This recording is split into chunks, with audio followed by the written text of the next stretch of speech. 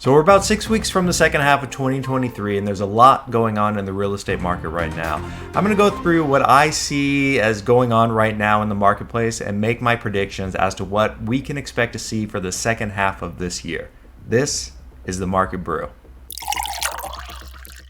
Hi everyone, Mike Tilford here. So there's a lot of uncertainty in the marketplace right now. Buyers have begun to accept the fact that rates are where they are, and they likely won't be coming back down to historic levels anytime again soon.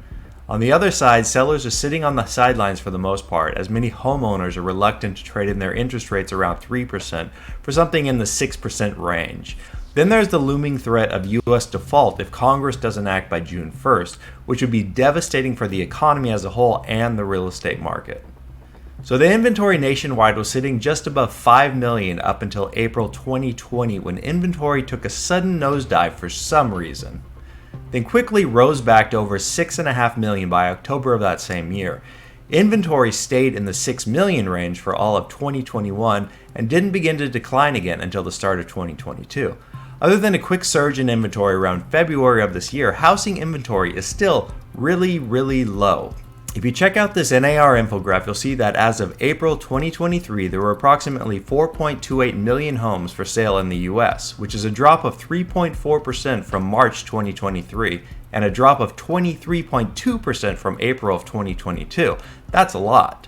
I mean, it's a lot, but to put that 23.2% annual drop into perspective, things have actually picked up since the drop between October 2022 and January 2023, where year-over-year sales dropped significantly. As I've said many times before, homeowners refinanced back in 2021 and locked in these historically low rates around 3%. Now that interest rates are rising, it doesn't make financial sense for many of them to sell their homes and take on a new mortgage in the 6 or 7% range. This is completely understandable, but it's bad for the real estate market as a whole. Everything I've talked about has been nationwide, which is great for getting a general overview of the market, but terrible for actually informing you of what's going on within your own marketplace. I'm sure you've heard it said many times before, but it's true, real estate is local. And locally, we're doing even worse than the rest of the nation. So I work mostly in the Conejo Valley, so the cities that are most relevant to me and most of my clients are Simi Valley, Thousand Oaks, and Ventura County as a whole. So your particular area may vary, but probably not by much if you are within this area. There are other cities in here, but these are the big two. And if you're looking at statistics, the more data, the better. If we're looking solely at new listings, there have been a significant drop between April of 2022 and April of 2023. Simi Valley has had an almost 41% decline, Thousand Oaks with a 48% decline, and Ventura County as a whole with 38% decline. These numbers, especially in Thousand Oaks, are not encouraging. But so far, all we've spoken about is real estate inventory. The number of homes listed on the market are an important metric, but it only tells one side of the story. It only tells you how many sellers are out there, not how many buyers. The principles of economics are not based on supply alone, but the relationship of supply and demand.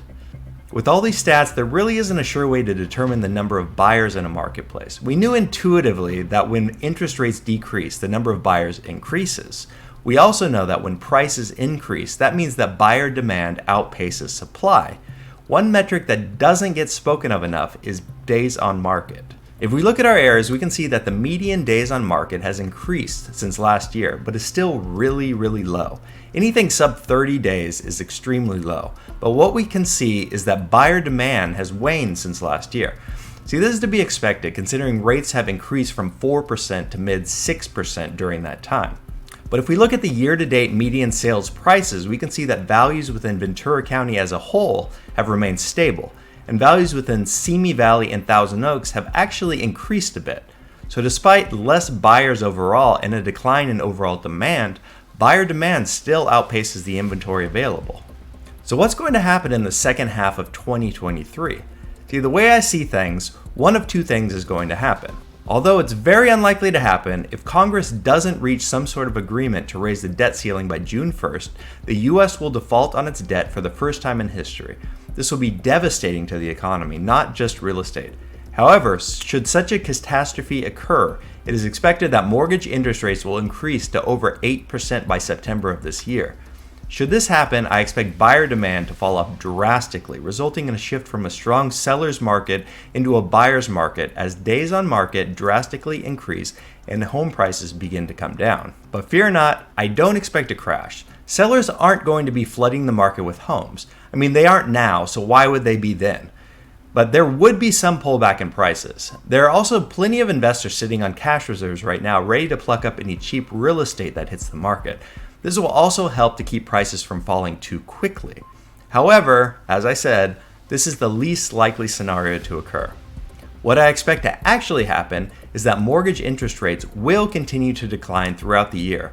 We won't be seeing rates down in the 3% range again, but sub 6% mortgage rates are definitely on the table. Inventory won't significantly increase, but buyer demand will.